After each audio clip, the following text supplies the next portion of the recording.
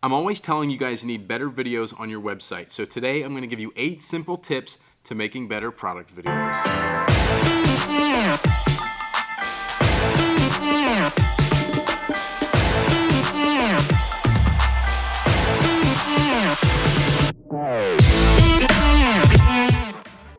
What's up guys, if you're new around here, my name is Beav Brodie. I own a very successful e-commerce business, and on this channel we usually talk about marketing strategies, conversion rate optimization for your website, social media tips, tricks, and hacks. So if that's something that you're into, consider subscribing. Okay, so let's talk about how you can make your product videos go from this to this with these 8 simple tips. All right, tip number 1, plan your video. I know this sounds like a no-brainer, but as soon as the lights and the camera turn on, you forget everything you're supposed to be saying. So having something that's sitting next to you that outlines what you're supposed to be talking about, the features and the benefits of your product, it makes a huge difference. It helps you stay on track for what you're supposed to be doing. It'll help you plan those shots and the different camera angles that you need along the way. So take the time and plan your video up front. All right guys, step number 2 is good lighting. I can't stress enough how much good lighting makes a difference. I've done some really bad videos in my lifetime, and good lighting makes a huge difference. So as you can see here, and I'm gonna show you the whole lighting setup and how we're doing it and what we're using and the methodology behind it and all that kind of stuff. But we are using 3 Aperture 120Ds. So you can see I've got like a key light and fill light in front of me, and then I've got a hair light up here above me.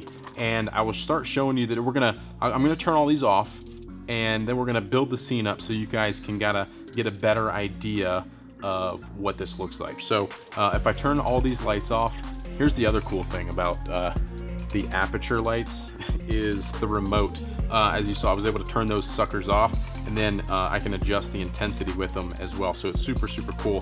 But let's go ahead and I'll turn on one light. You guys can see what one light looks like. It certainly helps tremendously to have at least one solid light on there with good clean light. So the reason lights like this are so expensive is because you get such a good true light from it, good white light.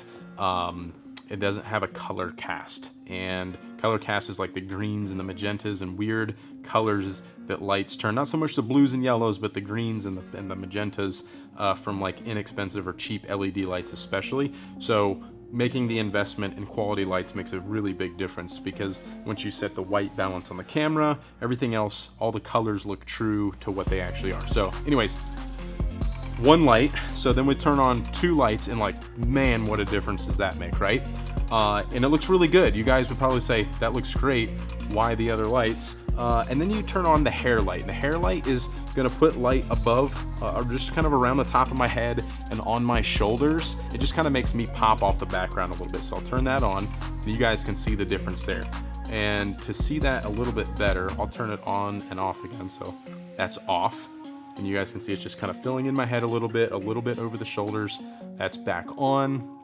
And you can see it better if I do just the hair light. So this is just the hair light off or on, and that's off.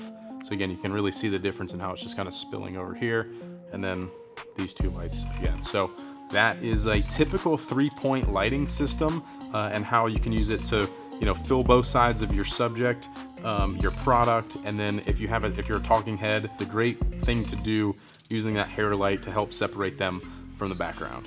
All right guys, so the next thing about lighting is the ambient light. Now I'm fortunate enough to where I can control all the overhead lights in this room individually as well. So I've got an app on my phone, and I can go in and turn all these off. I can turn them on. As you can see, the background just got super dark. Even if these were on and just not set up properly and looked like that, no idea what that looks like, but it's gotta look terrible. And even something like this, so you can see how the background changes a lot. It really takes away from the look of the video.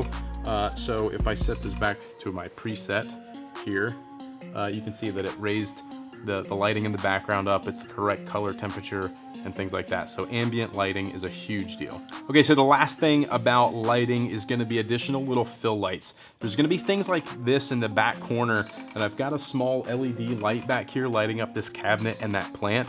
Otherwise it would look really dark. So if I turn it off, it would look like this. And it's just look a kind of a black, dark shadow back there. And it's not really a big deal until you notice it. And then you're like, oh my gosh, I have to light this up. So once you turn it back on like this and you light it up, it just helps make it pop a little bit, and it just looks a little bit nicer. But these are the small details that make a big difference. So another fill light that we use is this overhead light. This is an aperture LED light panel, and when you turn it on, it's going to fill in some shadows on the desktop here, but more importantly, it's going to fill some light into the inside of the bag. So when I start talking about the inside of the bag, it'll allow light in there. You guys can see in there from the overhead camera, just like that. And then you'll see I've got some gaff tape wrapped around it, and that's to keep light from bleeding back into my face from up here and making any hot spots and overexposing, causing shadows from my hat or anything like that. So we just block some of that light, directing it directly into the bag only. Okay, so tip number 3 is good audio. Good audio is probably almost more important than good lighting. Your video can be a little bit out of focus or slightly off in color or something like that, but if it has bad audio, nobody wants to watch that. So the tip is use a decent microphone and get it as close to your subject as possible. Now in this case, we're using a microphone just over my head mounted to the overhead camera, and we're recording the audio directly into that camera. Then I have a backup microphone on the camera that I'm talking to you guys on, but it's like 10 feet away from me. So I'm gonna switch over to the audio on this camera now, and you can hear the difference. It's very echoey, and you sound far away, and it's not very nice. So when you switch it back to the overhead camera, you can hear how much better it sounds when it's that close to your subject. So having really good, clean audio makes a huge difference. Step number 4, your camera settings. Make sure you're putting your camera into full manual everything. Manual white balance, manual shutter speed, manual aperture, ISO, manual focus, all that stuff. The last thing you want for your camera to be doing is hunting for focus, changing exposures, or white balance. It sees something weird happening and things start to change without you realizing it, and you go back later to edit it, cut 2 clips together and they just look different for some reason. It's because something was in auto and it's changed a little bit. So make sure you're using all the manual settings. Now, as I mentioned before, hunting for focus, putting it in manual focus. The other thing you want to make sure of that you're using a higher f-stop so that your aperture is closed a little bit to keep your depth of field a little bit deeper, meaning that you want the front of your product to be in focus and you want your subject to be in focus. So you need a little bit deeper depth of field. So like an f5, f8, maybe f10 potentially, depending on what you're shooting. This is not like a cinematic look. You don't want a super shallow depth of field. You want a lot of stuff to be in focus. You want everything to be seen. So definitely use a little bit higher aperture. Okay, tip number 5. This seems like a no-brainer. I've seen it 1,000 times, so I'm including it in my tips. Guys, clean up your background. You know, it's a super simple thing that makes a huge difference. You don't want any distractions from your viewers. So, you know, get the trash cans out of there, get your desk chairs out of there, even light stands, like making sure that nothing else is in the frame that's gonna be a distraction. You want this video to be all about you and your product and your brand and all that kind of stuff. So do yourself a favor and clean up the background. Tip number 6, use multiple camera angles. In our case, like you saw, we've got the main camera, camera 1, which is the camera that I will be talking into. And then you saw the overhead camera, right? So that's gonna be our second angle so that when I'm talking about the bags and showing the inside of the bag, you guys can see that top-down view into the bag. And then we'll have a third angle, which we'll go back and shoot after the fact. And those are some of those planned B-roll shots that we talked about that are going to show the more detailed shots of what you're talking about. That will help keep things interesting. It's gonna help sell the talking points. It's gonna help move the video along, because having a static, like one static angle like this for the entire video can get very boring very quickly. So make sure that you're using multiple camera angles. Tip number 7, personal appearance. Guys, these videos are gonna live on the internet. They're gonna represent yourself and your product and your brand. So go out there, get yourself a haircut, shave if you need to. If you've got a zit or something on your face, put some makeup on it. Not just the ladies, you guys can do that too. You wanna look nice. So another part of personal appearance is gonna be what you're wearing.